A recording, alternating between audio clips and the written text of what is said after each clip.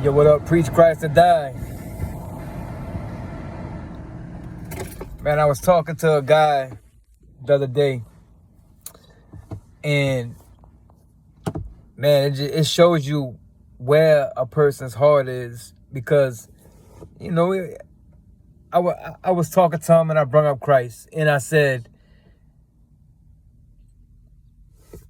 you know, that we got on like the evolution thing and the Big Bang and everything like that. It really wasn't going nowhere, but I asked him about Christ, and I brung up Jesus, and I brung up just trying to pry him a little bit to see, you know, how he would respond.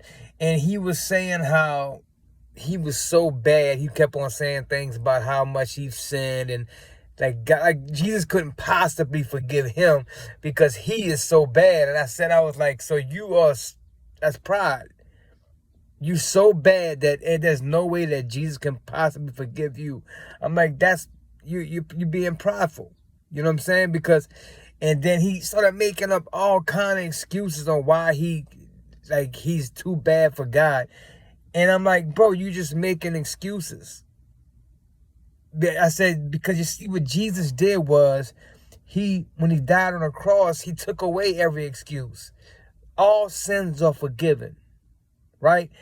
Means this, you're free now. You're forgiven. What happens when you're totally free? If he says, I love you so much that your sins will not be held against you. So you mean to tell me if I do this, I'm still good in your eyes? You're still good in my eyes. Now, what happens with that is you get to see a person's heart. Because if you tell a person that I love you so much that I accept you no matter what, now you get to see because if they go out and they say, oh, you accept me, then I really don't want you because I don't want you. Or if they say, so you mean to tell me if I do anything that you accept me, and they go out and they do anything, they're like, oh, so I could do this and that and this and that, bet. Then you see where their heart's at. But if you see a person, they say, if I do anything, you accept me? And it's like, yeah, but I don't want to go do that. No one's ever loved me like Christ loved me. And I told him that, and I said, so make a decision. Because you're forgiven of all your sins. I said, but the thing is, you don't want God. And he started saying, no, I do. It ain't that. No, it is that. Let's stop playing around. Let's just call it how it is. You don't want him. And you know, that man said that. He said, you're right. I don't want him. I said, well, there you go. Quit playing around with it then. If you don't want God, quit acting like you do. Just say it, because he already knows your heart. But because if we keep thinking that if we play around and we act like we believe in him, then that will, like, we're going to pull that over his eyes, and he knows what I mean. No. Do you believe in him? Do you trust in his sacrifice that he did? Because that's the only way. And he said that. He said, I don't want him. I don't want to have. And, well, I said, look, then you will get what you get. He's not going to force you. Why would he bring you to heaven when that's not what you want at all? And he was cool with that. And he will have to face him. And I said, but look, you cannot say that you don't know the truth. Because I know I done told you the truth. And I know probably plenty of people have told him the truth. But that's how it is. That's how it is with people, man. We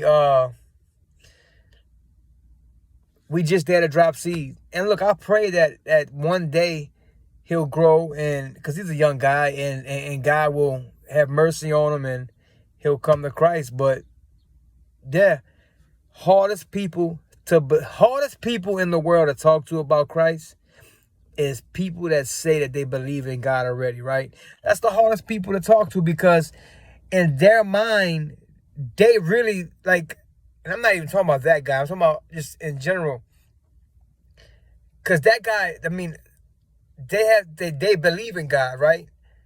They have an acknowledgement of God. They believe in a higher being, but they're not trusting in Him. They're not trusting in Him for His sacrifice, what He made, for what He's done for us. They don't want that. They don't want Him to go deep into their life.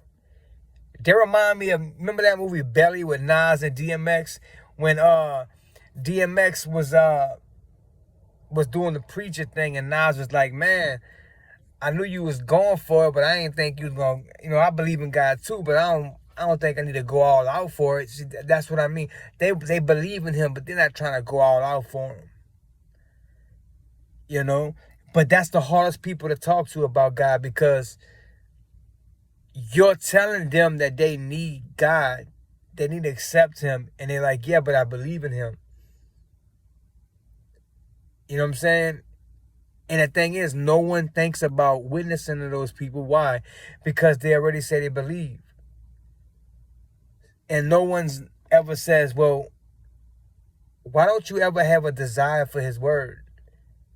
Why I never hear you talk about Him? Are you even convicted of your sin? Because that's the thing about a believer, man. We cannot explain. I mean, we cannot escape is that we cannot sin like we used to. And I'm not saying we can't physically do it, but it bothers us like it never did. Because before I can go out and do whatever and it doesn't even bother me. Now, yeah, I might do the sin, but man, it gets to me. It really eats at a believer. And that's just one thing. Then it comes the desire for God. Like, to always thinking about God. Even when you're acting up, even when you might be doing stupid, that God is always on your mind. That's because God is living inside of you.